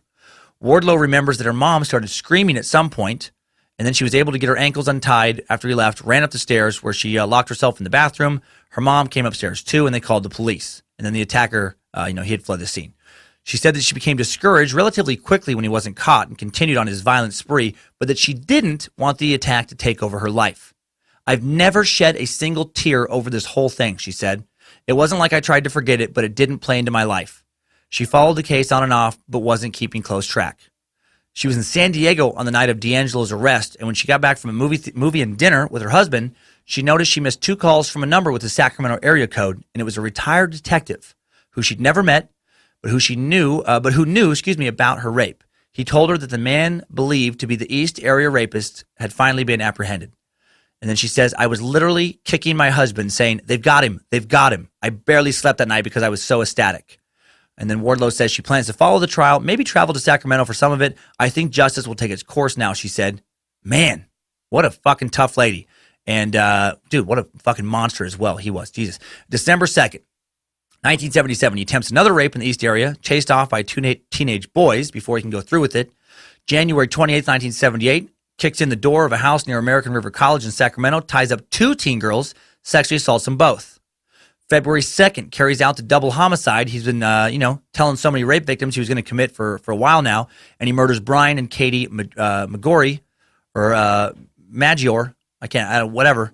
Brian and Katie, no disrespect. You guys know how names are tricky. I think it's Maggiore. It looks Italian. Rancho Cordova. They were walking their dog at about 9 p.m. when they encountered their killer.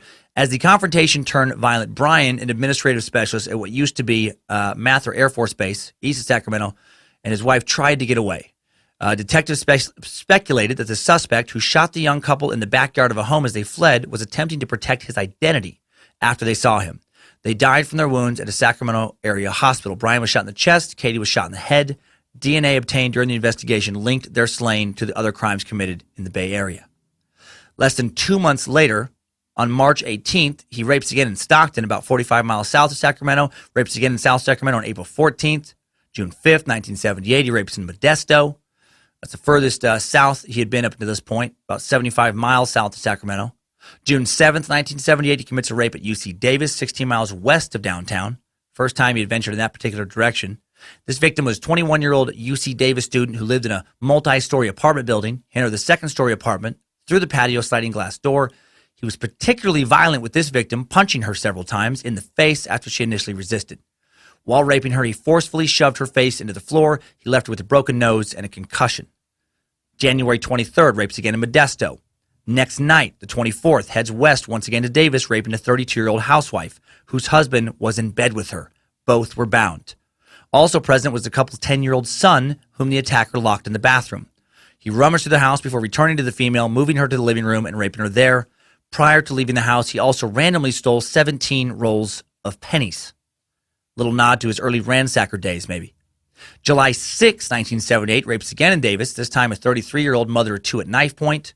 After initially saying he just wanted money for gas. October 7th, he travels over 65 miles southwest to Concord, rapes again. This time he forces the woman to tie her husband up as she lay face down in the bed. Again, does the dish stacking thing. He raped her for hours, stole china from them before leaving. He strikes again in Concord on the 13th, binding and gagging the victim's husband, an 8-year-old, before assaulting her.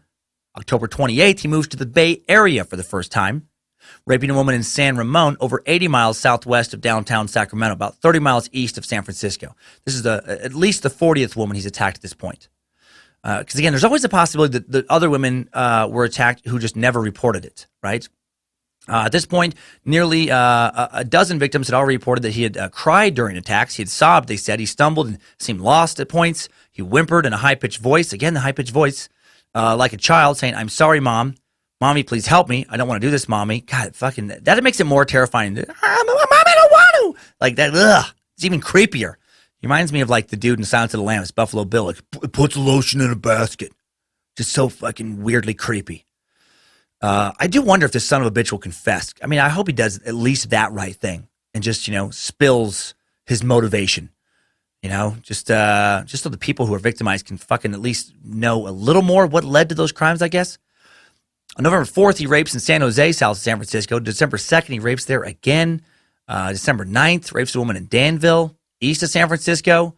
The police use a bloodhound this time to follow his scent, and they find a dropped ski mask. On April 5th, there's a rape in Fremont. 27-year-old woman is assaulted at knife point after being forced to stack dishes on her husband's back. June 2nd, 17-year-old is raped in Walnut Creek, 25 miles east of San Francisco. She'd been a babysitter, and for over a month, she'd been regularly receiving anonymous calls as she babysat. The girl sat regularly for two families. In early May, a nightgown and a telephone directory went missing from her house. Even so, she still didn't feel I guess that threatened for whatever reason. No anonymous calls came for the babysitter in Walnut Creek that Saturday night. There was no sense that a silent phone meant that an alternate approach was being considered and planned. She was sitting at the kitchen table when she heard footsteps or a man's voice. She couldn't remember which came first, only that he shot up suddenly as if spring-loaded from the dark hallway, and it terrified her. He tied her wrists tightly with plastic cables. He ended up biting her left nipple. It's a detail from that crime.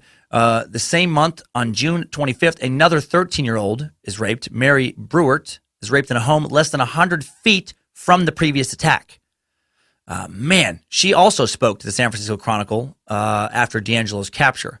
She said the night of the 25th, she was awakened by breathing and opened her eyes to find a masked man holding a knife against her throat. The ear had tied her hands and feet with white twine, stuffed a bra in her mouth. He knew her sister was sleeping in the next room and her father was down the hall. He told her in a, quote, evil, scratchy whisper that he would kill her and her family if she ever made a sound. Before raping Brewert, he asked if she had ever had sex again. That day, that girl was gone, she would say later. After that, I was never going to be the same. He was a life-stealing, evil encroacher. He insinuated himself on my life and my family's life and my community's life and so many other lives. Her memory of the assault is still vivid and terrifying. Berwert said that the man in the mask ordered her to remain quiet when he left, so she waited silently for 45 minutes, saying to herself over and over, mind over matter, before she broke the ties on her legs and ran to her father's room. The look on her father's face when she woke him up still haunts her. She said he jumped out of bed, went to the phone, called the police, not knowing whether there was a rapist or not and still in the house. She tried to grab a kitchen knife, but her hands were still bound behind her. Get those things off her, her father screamed to her sister, who quickly cut off the ties and hugged her until police arrived. Investigators later told Berwert that the rapist had probably been watching her from a perch near the home, which had an open glass atrium and sat at the end of a long cul-de-sac. She said she's tried to forget the attack with the help from many family and friends and family members. She's had a good life. She became a cheerleader shortly after the attack. I just wanted to be a normal person, and I wasn't going to let it stop me, but I felt I had a neon sign on my forehead, she said. It was a long time before I felt people couldn't see it anymore. Her father never got over what happened under his roof, she said, and Armin Berwert died of a heart attack less than 3 years after the rape at only 49 years old. I was his little girl. I believe it killed him, she said, crying again. He died with a broken heart. Burward eventually forged a successful career in retail sales. The arrest, she said, has lifted a tremendous weight off of her. If D'Angelo is convicted, she plans to cook popcorn and laugh heartily. He can sit and dwell on it until he dies, Burward said. We're now at the spot in the road where our paths are meeting again. I like my side of the road. Fuck, I love how tough these victims are, man. I don't even like to use the word victim, but I love how tough these people are who he happened to encounter all those years ago. I love the laugh detail. Hopefully, if he is found guilty, man, I truly hope his 72-year-old ass, gets raped in prison by somebody with a much bigger dick than what he has. Poetic justice, right?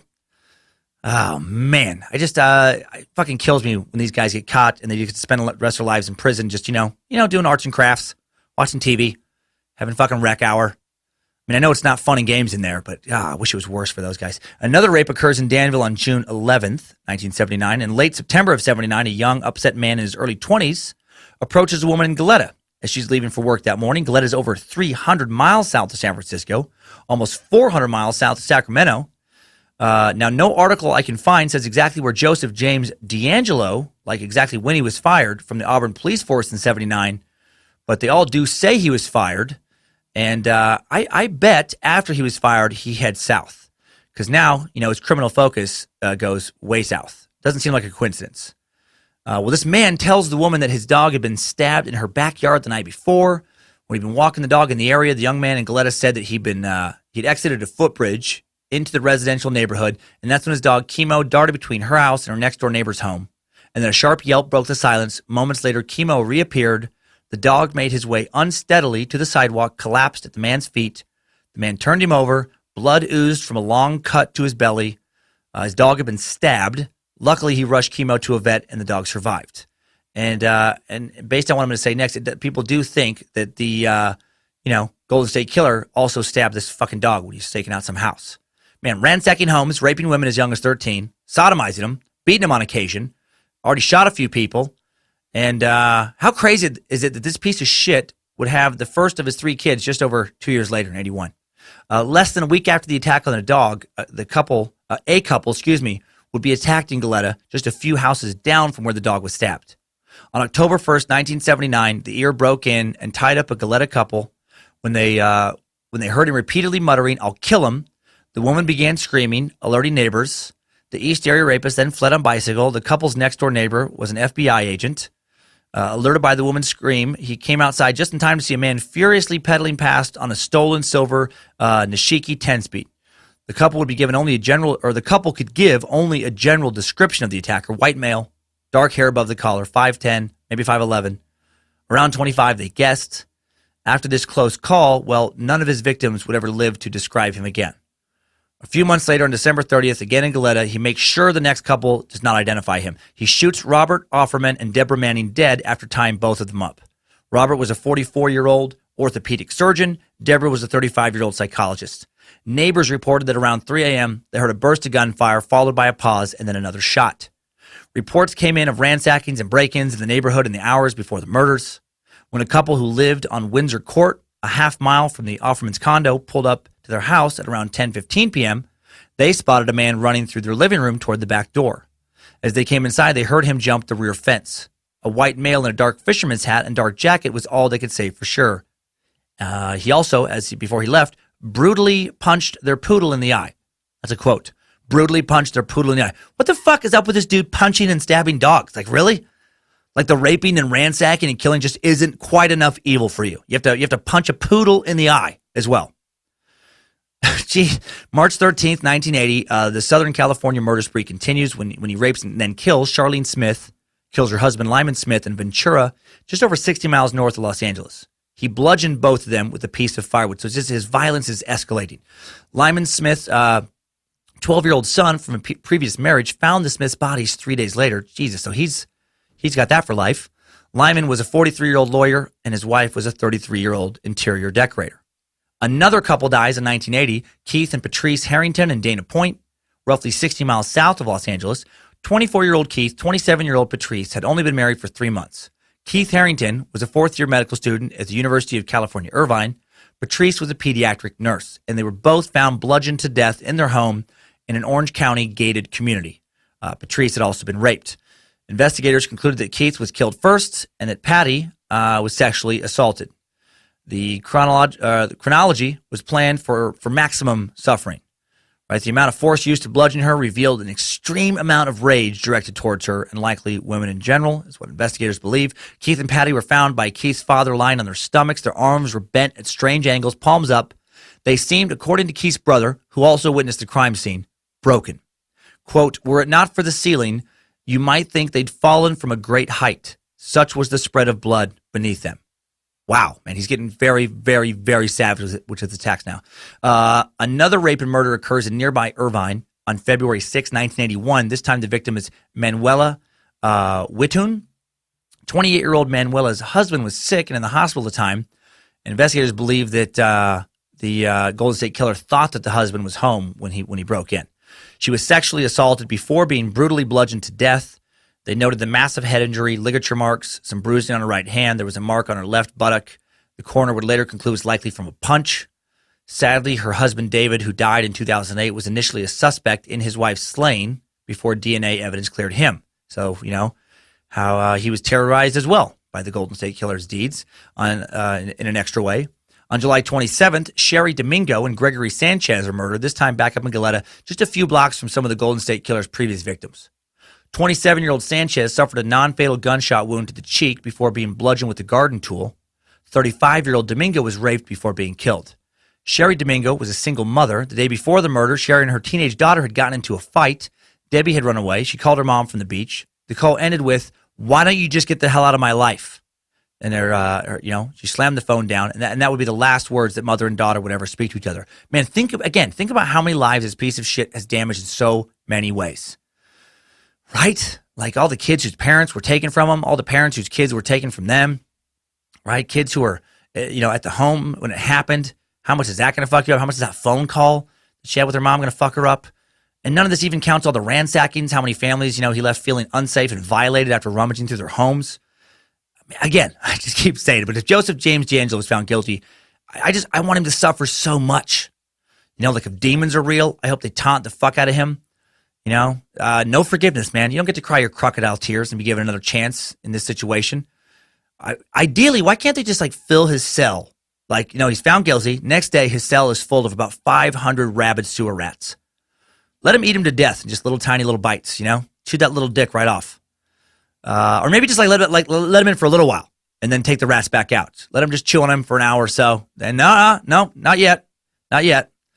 Man, if he's guilty, of course, man, just no redemption. Just too little, too little, Pootie. You fucking piece of shit. After Sherry and Gregory are killed, it seems as if the East Area rapist, a.k.a. the Golden State Killer, pushes pause on his mayhem.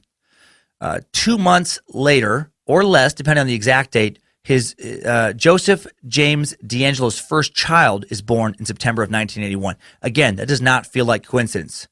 In addition to the DNA evidence, man, his life story really does line up with the crimes.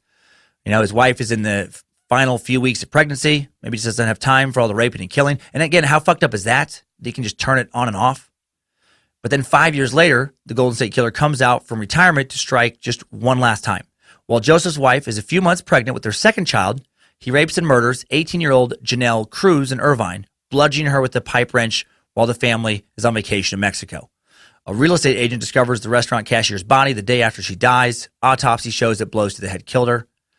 And then apparently, again, if Joseph James DeAngelo is the guy, he just seems to have left crime behind and gone on to raise 3 kids outside of Sacramento, become a grandpa, work for years at a grocery store distribution center, ride around on his motorcycle.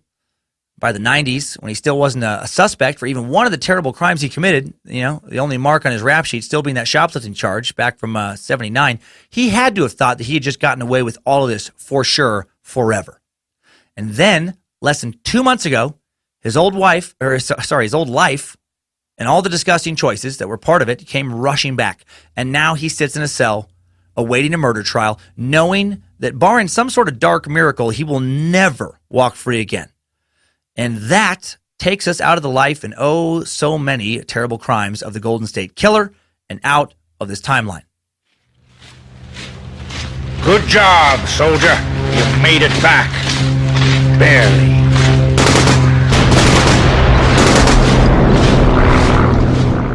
So, who eventually cracked this case? This case that was cold for so many years.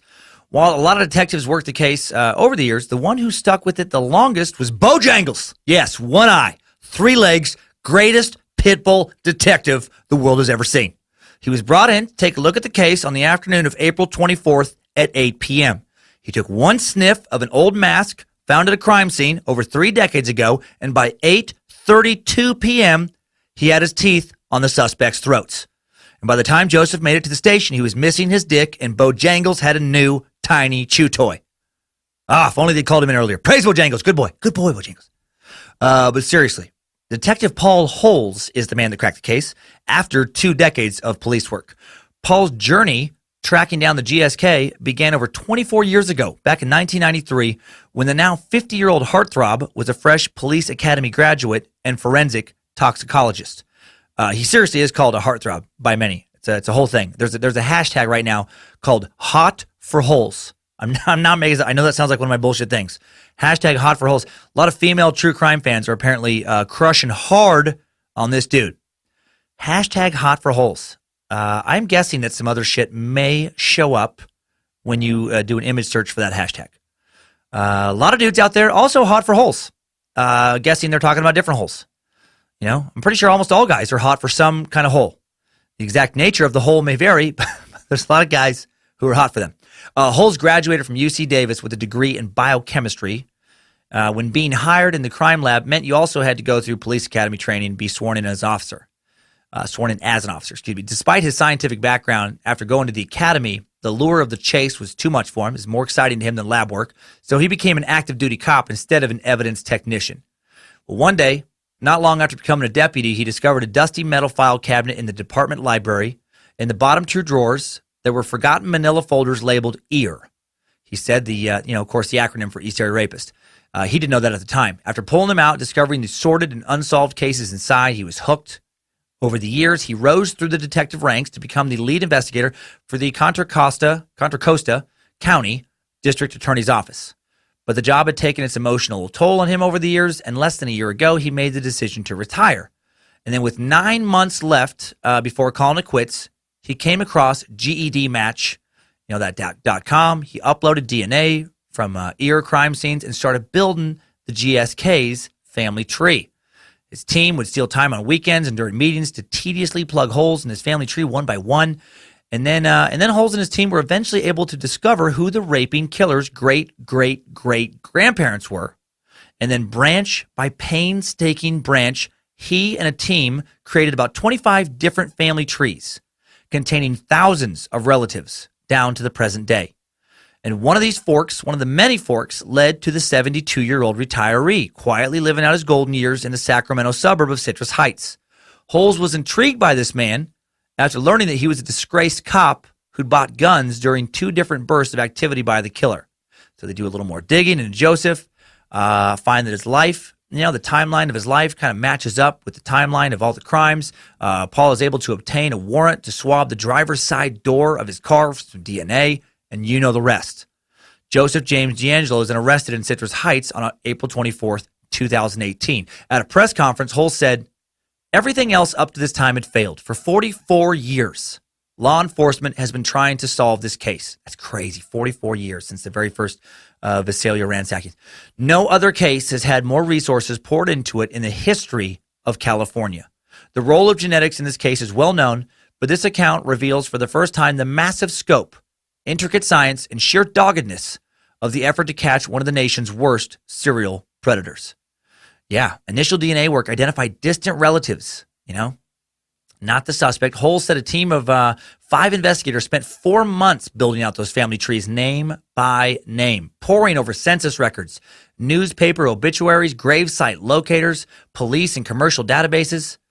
Find each relative, then ultimately find D'Angelo, man. Hole plans on writing a book about the 2.5 decades he spent tracking down this killer.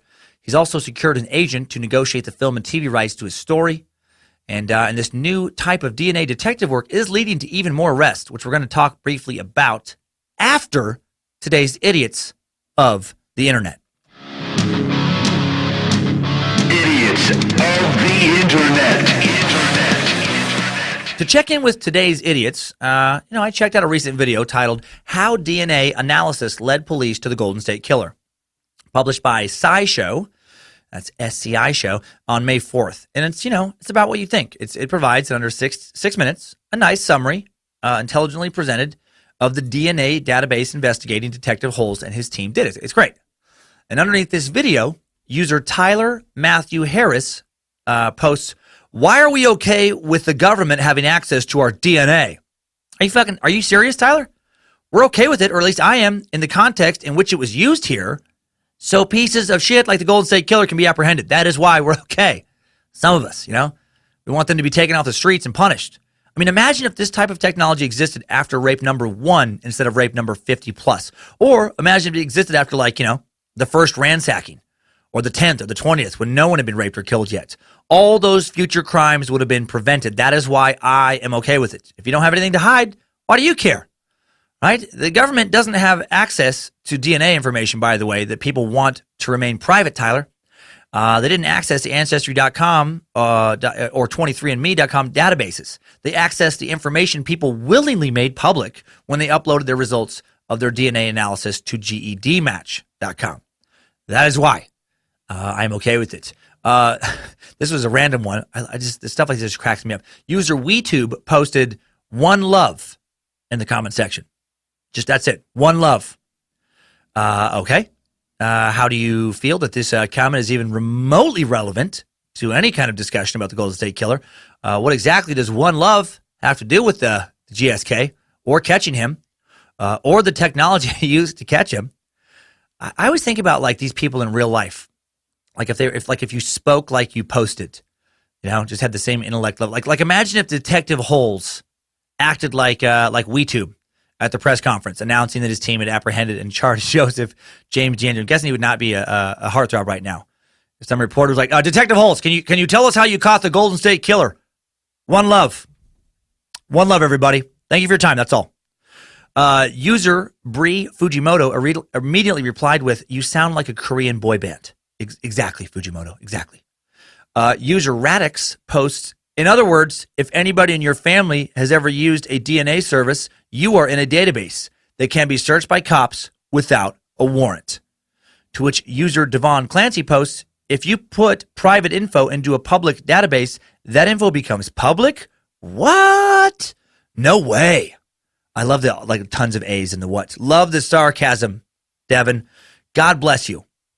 Devin Clancy. Exactly. Is this Tyler Matthew just posted under a different username again?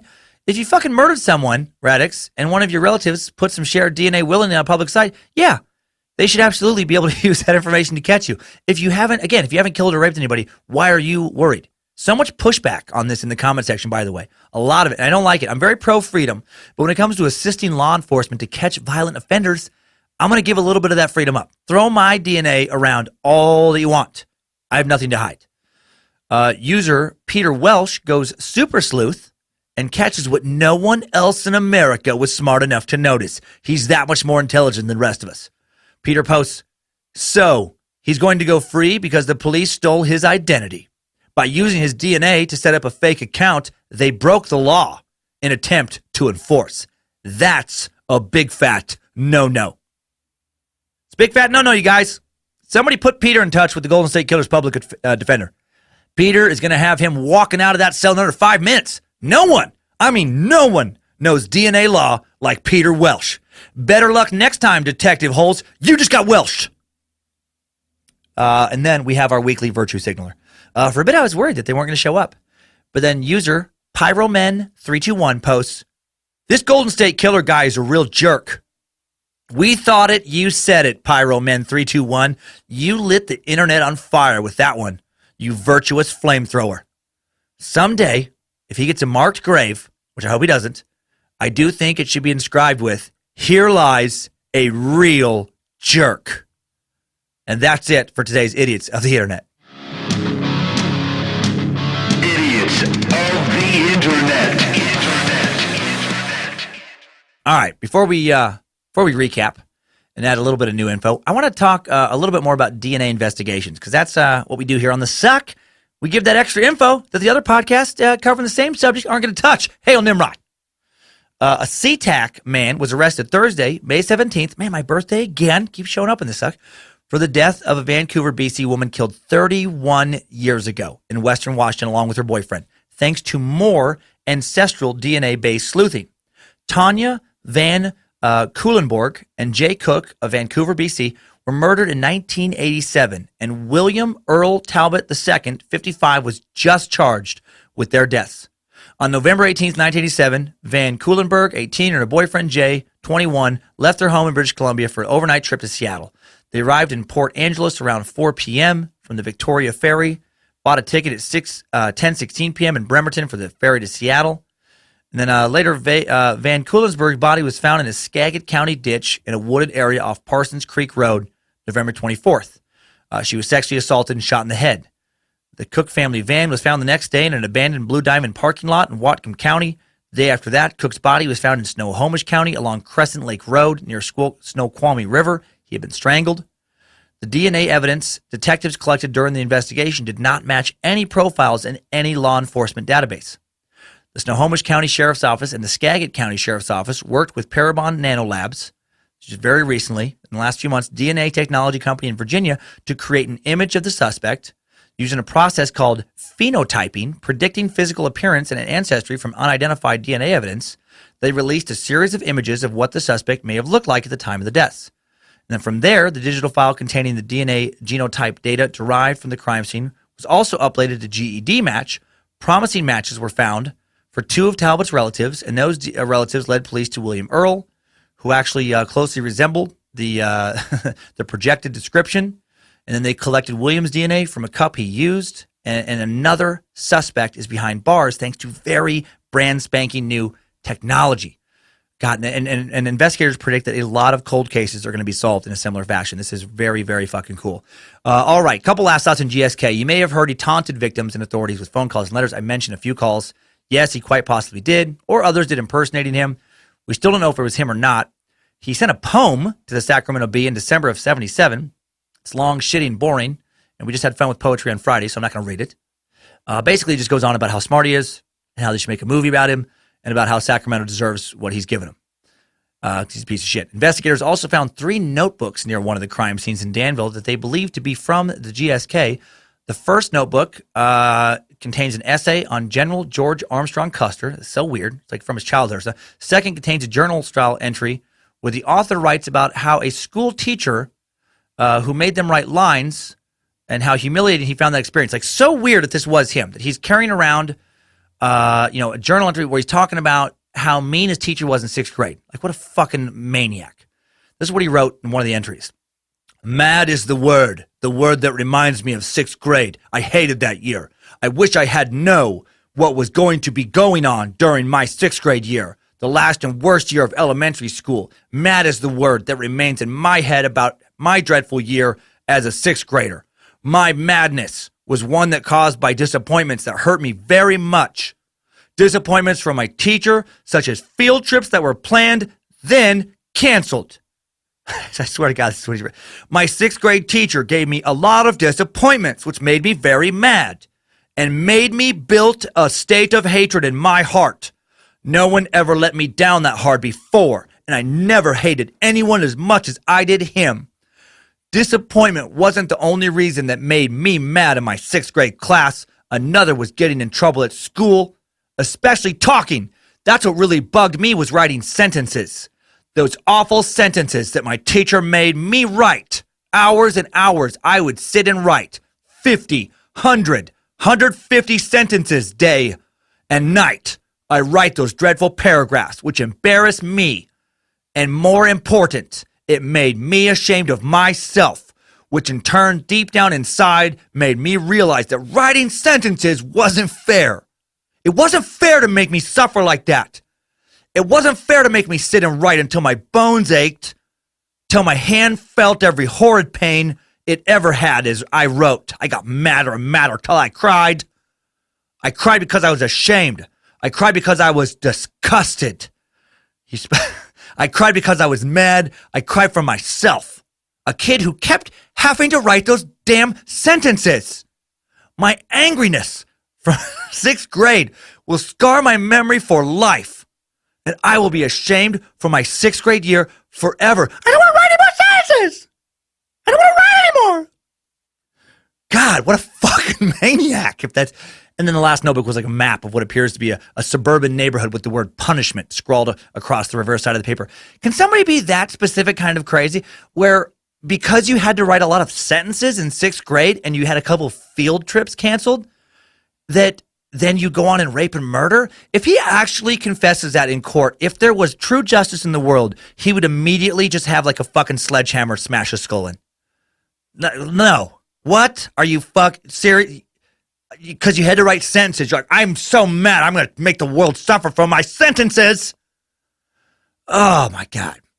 I just thought that was so weird. I wanted to include it. Also in 77, someone claiming to be the ear called the Sacramento Sheriff's Department numerous times saying stuff like, I'm the East Side rapist, and I have my next victim already stalked. You guys can't catch me. Numerous victims were also called after being attacked. How messed up is that? The last call came back in 2001. April 6, 2001, one day after an article was published in the Sacramento Bee confirming the original Night Stalker and the East Area Rapist were the same person, a victim of the East Area Rapist received a call from somebody, and this person asked them, remember when we played, before hanging up. Jesus Christ. Well, how do you like the game you're playing now, Joe? Guessing it isn't ending how you envisioned it. How are the fellow inmates treating you? How's the food, buddy? How does it feel to go from being the one who had all the power to the one who has none? I hope they let you listen to podcasts in prison. I hope you get to listen to this one, you little dick piece of shit. Guessing your 3 daughters are now having nothing to do with you. Hope they abandon you to rot there. Hope you want nothing more than just to kill yourself, but lack the means and ability to do it. And you have to keep waking up to the ongoing nightmare you made for your fucking self. It'll be very interesting to see what comes up in the trial. At the moment, we don't even know exactly when it's going to begin. So now, let's just recap what we've learned with some top 5 takeaways. Timesuck Top 5 Takeaways. Number 1, crime scene evidence, including DNA, shows that the Visalia Ransack Er, the East Area Rapist, a.k.a. the original Night Stalker, and the Golden State Killer are all the same man. And it seems as if that man is 72-year-old Joseph James D'Angelo. Number 2, if Joseph really is the right guy, then police have just solved one of the most important cold cases in U.S. criminal history, catching a man believed to have committed at least 12 murders, more than 50 rapes, and over 100 burglaries in California from 1974 to 1986. Number 3, after getting away with all of his crimes for over 3 decades, the Golden State Killer was tracked down using a genealogy website by Detective Paul Holes. When the match came back from detectives taking some DNA off of Joseph's car, which was parked at a Hobby Lobby, how excited were those guys? Over 30 years, and finally a match. Surprise Holes didn't show up at the press conference with a wrist broken from all the high-fiving that had to have been going on around the office. Number 4, if Joseph James D'Angelo really is a guy, not only do, we know that he's a ransacking, raping, and murdering piece of shit, we also know he has a tiny dick. And I think that detail is fantastic.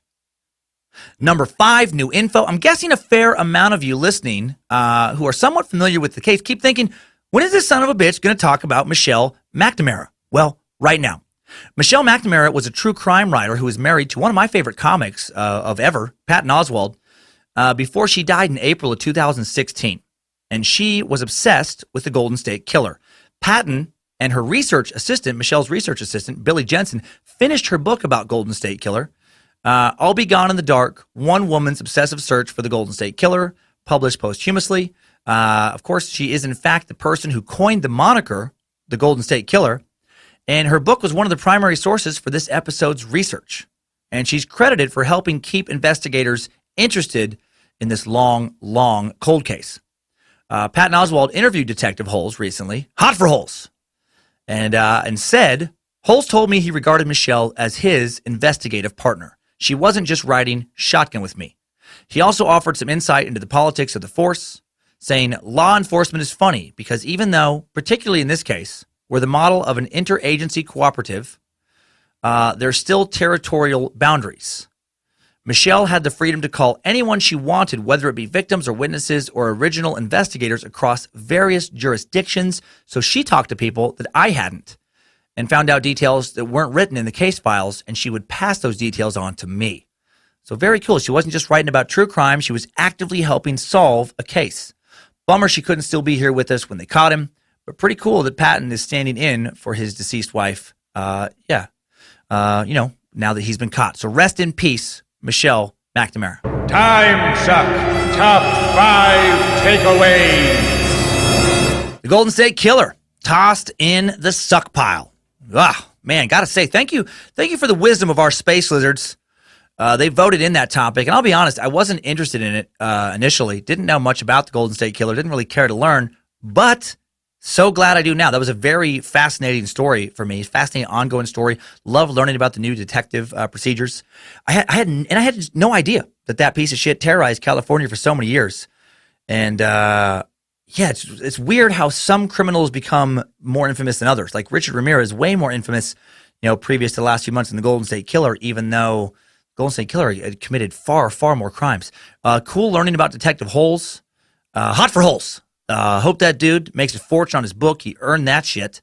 And big thanks to the Timesuck team, Harmony Velicamp, Jesse Dobner, Reverend Dr. Josh Krell, Alex Dugan, the Bid Elixir app team, Danger Brain, Merch Maestro Eric Radiker, and Queen of the Suck, Lindsay Cummins. Huge thanks to Bojangles Research Department OG now. Heather Rylander for jumping on Golden State Killer research, doing an amazing job in a short amount of time. Gave me so much to work with. Bojangles and Nimrod are pleased, and Lucifina's pleased. Lucifina likes a dark topic, and she loves that the Golden State Killer has been captured. She's not a big fan of the raping, Lucifina. Hail, Lucifina. Coming up next Monday, I'm very excited. We go back to the life and crimes of the Ma Barker gang. So another criminal suck, but totally different era. Be some interesting history we can explore. Great excuse also for some American old-timey crime talk, right? Been too long since that Bonnie and Clyde suck. That's one of my favorites. I love this era. Ma and her boys robbed and shot whoever got in their way, basically whoever tried to stop them from robbing from 1931 to 1935, all over the place. It was one of the longest crime sprees for one of those gangs like the Dillinger Gang and, those other gangs during the Great Depression. Bank robberies, store holdups, kidnaps, and ransoms, shootouts with coppers. They did it all. And they paid the price for it. And we're going to dig deep on all that next week, and it's going to be glorious. Right now, it is time for those Timesucker updates. Updates? Get your Timesucker updates. First update today comes in from Timesucker Christian Eves. Came in a while back. I had to think about it for a bit before I answered it. Christian writes, Dan, couldn't help but notice that you called Joan of Arc a mentally ill woman numerous times in the episode, mainly when talking about how she claimed to hear God's revelations or when she refused to take off her men's attire. I'm confused as to exactly why you think she's mentally ill. Is it the fact that she believes God is speaking to her and is following what she believes to be her higher calling, or is it the fact that she wouldn't take off her men's attire? If it's the former, then you basically called Christians mentally ill. And it couldn't be the latter because you dedicated a whole Timesuck interview towards why being transgender is completely normal in your opinion. Food for thought. Please read this email with an open mind. I take all of your viewpoints with the same open-mindedness. Keep on sucking, Christian. Well, good points, Christian. Good thing to bring up. And and I do have an answer for this. It's definitely not, as you've assumed, the transgender thing, because, her wearing women's clothes doesn't mean anything to me, doesn't bother me. I could give a shit if she's transgender, and I don't think being, transgender equates to being mentally ill. The wearing men's clothing because God's angels told her to is what I think makes her mentally ill. And that is different than how most people, who are religious believe in their faith. I feel like most people with faith, they read the scriptures, they listen to their pastor or reverend or imam or whoever tell them about, quote unquote, God's word, the scripture of their religion, and then they try to act their lives accordingly, according to those ideals. And they can believe that, and probably do, often do, believe that all those things in the scripture happened, but that's very different than God actively talking to you personally. Like as another person would talk, or sending emissaries to speak on God's behalf to you, to give you a specific mission.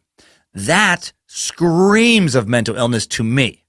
I've heard a lot of people actively talking to who they believe God is, and almost all of them, if I'm remembering correctly, blatantly mentally ill people living on the streets of Los Angeles. Like paranoid schizophrenics and people with different disorders, just talking to figures that were not there. So, there is a large population of people who do have mental illness, who do talk to people who don't exist, who do hear voices from people who don't exist. And I think that, in my opinion, is what, is part of Joan of Arc's story. Like my neighbor wants to, but that's not like a knock on religion. That really isn't. Because again, most people do not experience religion in that way. I hope you understand that. Like my neighbor wants to talk to me about God's word in some religious sense. Okay, that's fine. I will talk. But my neighbor wants to tell me what Mother Mary has been recently commanding him to do. Now we're not going to talk about that. I'm gonna call a local mental health center, and I'm going to find out what I need to do to have someone come evaluate him. Because I for sure think he is mentally ill. Does that clear that up? And again, I do realize that doesn't mean they necessarily are. Just in my experience, the people I've encountered that think God is talking to them, again, in my experience, clearly not being talked to, clearly very mentally ill. Okay, I hope that clears it up. Yeah, now a fun message from Down Under Sucker. Jess Mulroy. Love my Australian listeners, man. Jess says, hey, Dan, I've been listening to Timesuck since you released your second episode. That's fantastic. I used to type your name into Pandora, and you're responsible for so much of my comedy discovery. Yeah, sorry Pandora's not in Australia now, but I'm on Spotify. I just wanted to get it out there that you've become a weird kind of imaginary friend to me. I like it. I'm a cleaner in Byron Bay, Australia, and since I work alone, I spend so much time with my headphones in. I listen to you so much that I even go through times of being annoyed by you when I've listened to exclusively your stuff for days on end, and then missing you when I run on a podcast. That's hilarious. I love this relationship we have. You've gotten me through some really shitty times and been there when I just want to laugh. I have a pet pig, and if he hears your voice on my speaker at home, he whines at the door for me to come outside so we can listen together. I love it. No questions here. I just didn't want to go any longer without letting you know that your love of learning and your ability to be humble and caring to your listeners is refreshing and appreciated. Mama always said, if someone is important to you, don't let it go unnoticed. That is adorable, man. Sorry for the rant. Don't be sorry at all. Hail Nimrod. Thanks again. Love, Jess and Piggy Smalls. I love that your pig is named Piggy Smalls. Well, thank you. I love that you have allowed me to spend that much time with you. I truly am honored when people tell me stuff like that. And I love you. Spread the word, man. Spread the suck down in Australia. It's the only way I'm going to get down there for a tour. I really want that to happen someday. Another fun message from an unnamed sucker whose email handle is Hi, I'm Paul. Says, whoa, I'm back again, and this time it's better than ever. Somehow you've managed to change my life in so many ways, from making friends to finding new interests, and surprise, surprise, you've done it again. Recently, for my school's drama program, I decided to do an original stand-up routine for a student showcase, and the class loved it. I was inspired by your comedy and wrote my own original jokes on the topic of love. The main joke was that I used christianmingle.com and that my username was Come Get Psalms, like at Come Get Psalms. I didn't think it was very funny, but I got nominated for our class award ceremony for both best line and most memorable. And I owe it all to you, Suck Lord. Thanks again and always, and I hope you don't mind me writing into you. Fuck no. You're just a really major part of my life now. Thanks again. Keep on sucking. Well, you keep on sucking, and congrats, man. Don't downplay your award. Be glad that you've won it. All awards are good, man. Enjoy those victories. They're tough to come by in life. Relish it. And that's awesome, man. And that's very cool. And yeah, thanks for all you guys for writing in. And now a Poe update from Timesucker Austin Steers, who says, attention, Reverend Dr. General Suckington, the second. I just listened to the Poe bonus suck and noticed you mentioned that the two-finger flip-off and where it comes from. Yes, the going theory is that it comes from English longbowmen in the 100 Years' War, showing their ability to still fire arrows. However, it comes from that because when the French would capture English archers, they would amputate the index and middle fingers because the English archers were incredibly deadly accurate and would demolish French forces. Oh, shit, that's interesting. Thus, when an archer was still in possession of those fingers, he would display them and basically say, hey, I still have my fingers, fuck you, Frenchie. You were definitely on the right track, but hopefully that extra little info clears it up as to how it came about. Hope you have a good day. Keep on sucking. That's really cool, Austin. I love that. And that makes sense. It makes more sense now that you've described it in that way. Thanks for teaching me something. And finally, another Poe update from sucker Thomas Fogg, who says, hey, Dan, Quick update on the Edgar Allan Poe suck from my girlfriend, actually. I didn't even notice at the beginning of the episode when you were listing things that Poe is the father of, but upon the request of my girlfriend Sarah, I rewound and found it. In the interest of giving credit where credit is due, especially to historical women, the mother of modern science fiction is Mary Shelley. You may remember her writing a Frankenstein. Yeah, no, I did reference her book in the episode, yep. But you may not be aware of her many short stories, poems, etc. Most notably to me is her poem, and it's Ozymandias. I believe it's how you say it. It's a fucking tricky word. Ozymandias. Or Ozymandias. Ozymandias, which is a poem about the Egyptian pharaoh Ramses II and about the finite nature of life and how even the most powerful, important people of the day die and lose any permanent progress they make in this world. It's most notable to me because this would be the poem that led to Alan Moore naming the anti-hero Ozymandias in his most popular and famous work, Watchmen. Yeah, and I know that. I know it on the written page, but man, that's a motherfucker to say. I watched a pronunciation video for 30 seconds, a minute, saying it over and over again, and I'm still like, yeah, I don't think I'm saying it right. But I digress. Poe can be credited with many things, but science fiction goes to Mary Shelley. Yeah, you know, I probably did mess up there. There's all these people, when you read about like Poe and Mary Shelley, you know, it's subjective somewhat, where there's different people giving credit to different people. And I did talk about how Mary Shelley's Frankenstein did lead to the modern horror novel, and just described that about leading to Poe. But yes, I did not realize her work in science fiction. And I do love The Watchmen, but didn't realize that had come from her. So yeah, hey, that is cool. I'll give credit. I'll give credit to Mary Shelley. Well done, Mary. And well done, Thomas Fogg and your girlfriend Sarah for pointing that out. And that's all for this week's Timesucker Updates. Thanks, time suckers. I needed that. We all did. Well, thank you for listening again, suckers. Please keep spreading, rating, reviewing the suck. Have a great week, and don't ransack, rape, or kill anyone. Keep your tiny dick rage in check, and keep on sucking.